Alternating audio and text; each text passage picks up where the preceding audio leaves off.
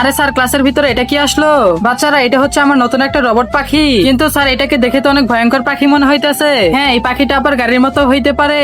হা হা হা হা। আরে স্যার আপনি কি আমাদের সাথে মজা করতেছেন নাকি? বাচ্চারা আমি তো একটু মজা করতেছি না, দাঁড়াও তোমাদের এখনই দেখাচ্ছি। বাজ পাখি তাড়াতাড়ি করে তুমি একটা গাড়ি হয়ে দেখাও। ঠিক আছে মালিক, আমি এখনই গাড়ি হইতেছি। আরে ওয়াও ভাই, এটা তো সত্যি। হ্যাঁ, এটা কি? হ্যাঁ, এ কি রোবট কোত্থেকে আসলো আবার? তোমরা তো সবাই মিলে আমাকে পাথর মেরেছো, এবার তোমাদের সবাইকে আমি শেষ করে দিব।